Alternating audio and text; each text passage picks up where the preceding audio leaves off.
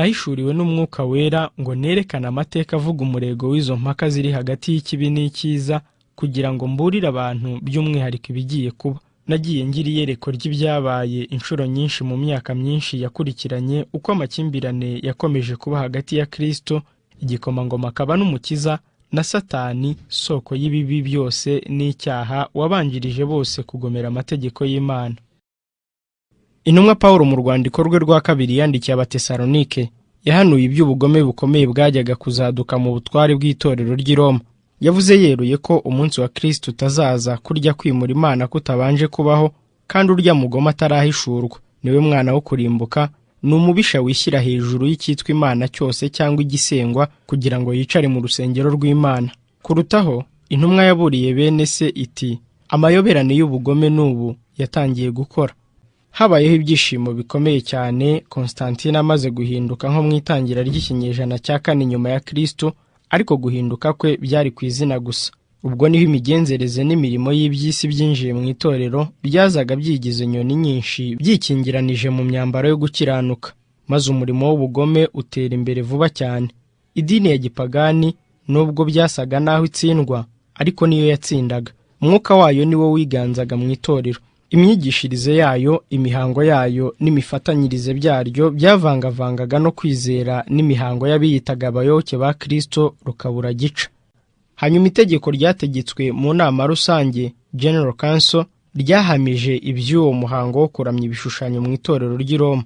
Kugira ngo bahamye ubwo buyobe bwabo bwo kugomera Imana, itorero ry'i Roma rikubitiraho gukura itegeko rya kabiri mu mategeko y'Imana, ari ryo ribuzanya gusenga ibishushanyo, maze irya 10 barigabanyamo kabiri kugira ngo umubare w'amategeko 10 wuzure.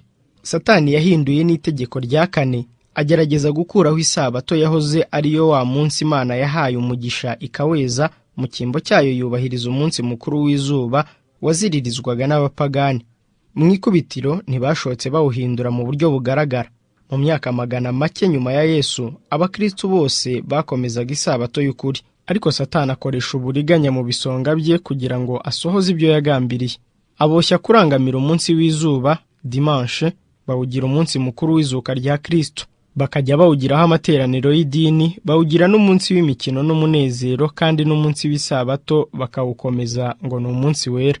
Nanone hari ikindi cyagombaga gukorwa. Iyo sabato y'impimbano yagombaga kubahirizwa nk'isabato y'ukuri. Hashize imyaka mike Konstantine ategetse itegeko, umwepiskopi w'i Roma ategeka yuko dimanche iba umunsi wa Nyagasani. Ni ruto abantu baramenyera, bakajya bawubara ko ari umunsi wera. Noneho wa mugome yari amaze kwiganza.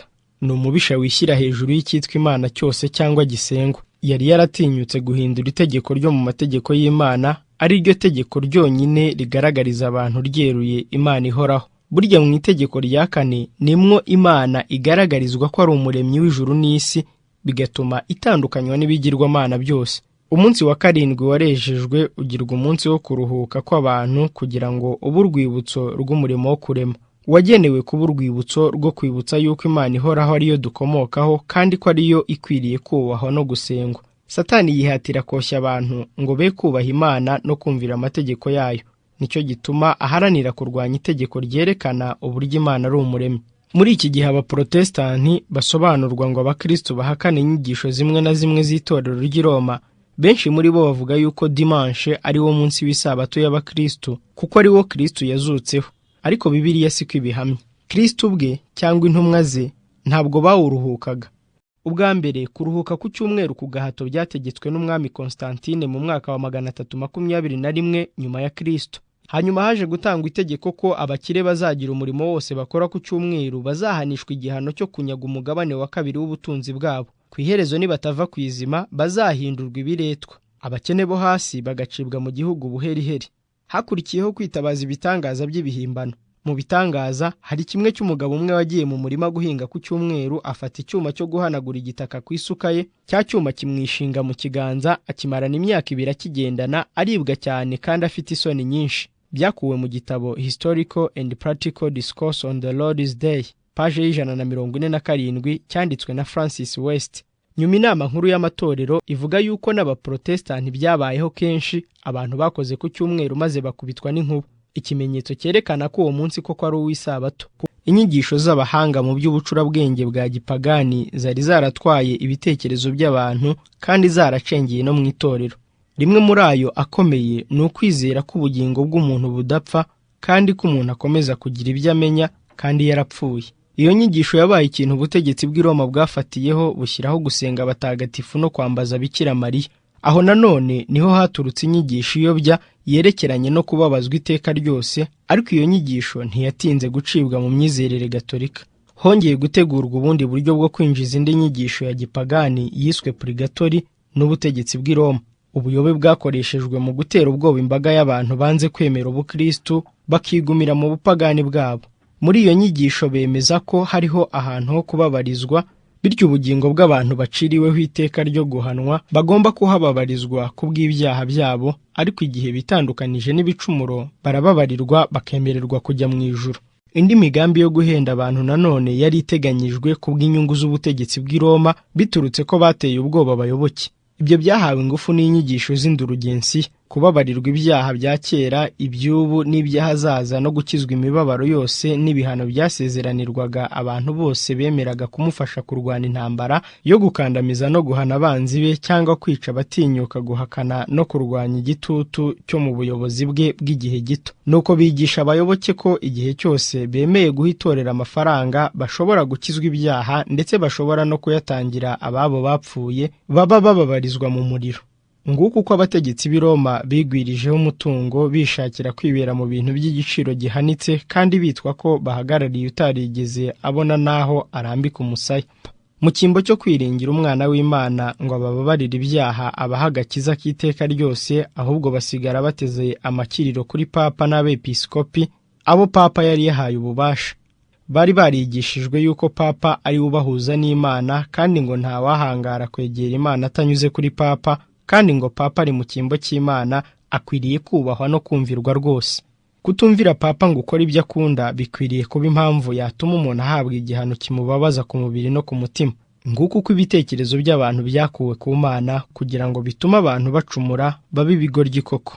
Mu kinyejana cya 13 igikoresho cy'umugambi mubisha w'akarengane gakomeye gitegurwa na papa. Urukiko rwari rugendereye kurenganya gusa, Inquisition. Igihe Roma yambikwaga ikuzo rikomeye, Roma yacurishije intwaro zo kuzica urubozo abatemera amahame y'inyigisho gatolika. Hari harateguwe igiti cyo gutwikiraho abatemera amahame yabo. Bategura ubwicanyi bwo mu rwego ruhanitse budashobora gusobanukira ubwenge bw'abantu kugeza ubwo buzerekanwa ku munsi w'urubanza. Abanyacyubahiro bo mu itorero bayobowe na shebuja Satani bigishijwe ubugome bw'uburyo bwose bwo kwica urubozo badahorahoje abatemera inyigisho zabo kugira ngo nibishoboka babakure ku cyejo. Papa yiyise umusimbura wa Kristo ku isi, ariko si imico ye hari aho ihuriye n'iy'umukiza wacu. Mbese Yesu hari abo yigeze gushyira mu nzu y'imbohe kuko batamuhaye icyubahiro cy'umwami w'ijuru? Mbese hari uwigeze kumva ijambo rye acira abantu urubanza rwo gupfa kubera ko batamwizeye? Kiliziya Gatulika ihunduza kiliziya zayo imisaraba ku ruhimbi no ku myambaro bambara. Ahantu hose bahubahirisha kuhashyira umusaraba, ariko inyigisho za Kristo zo zaracukuriwe zihambwa zibona munsi y'imigenzi itagira icyo isobanuye. Ubusobanuro bw'ibinyoma n'imigenzi itagira agaciro bihabwa intebe. Gusenga ibishushanyo no kwiyambaza abakristo beza bapfuye, abatagatifu, kunamira papa, ibyo byose ni ubuhendanyi bwa Satani bwo kuvana ibitekerezo by'abantu ku Mana no ku mwana wayo abategurira kurimbuka. Iyo tubonye uko Satani yashoboye kwihindura akagera ku mugambi we afashijwe n'abayobozi b'itorero, ubwo duhera ko tumenya ikimutera kurwanya ibyanditswe byera. Abantu bagiye basoma Bibiliya yabereka urukundo rw'Imana n'imbabazi zayo. Imibereho y'abisi mu gihe cy'ubutware bw'i Roma bitwereka ishusho itangaje kandi iteye ubwoba yerekeye gusohora k'ubuhanuzi bwa Hose. Ubwoko bwanjye burimbuwe buzize kutagira ubwenge, nanjye nzakureka we kumbera umutambyi. Ubwo wibagiwe amateka y'Imana yawe, nanjye nzibagirwa abana bawe. Uwiteka afitanye imanza na bene igihugu kuko kitarimo ukuri cyangwa kugira neza. Nta kindi gihari uretse kurahira bakica isezerano no kwica no kwiba no gusambana bagira urugomo, kandi amaraso agasimbura andi maraso. Ngiyi ingaruka yo kudaha agaciro ijambo ry'Imana.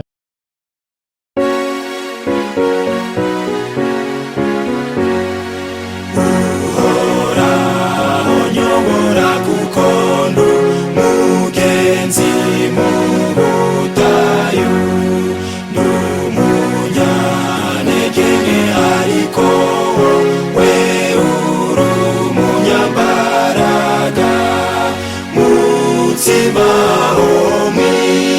cyaruwe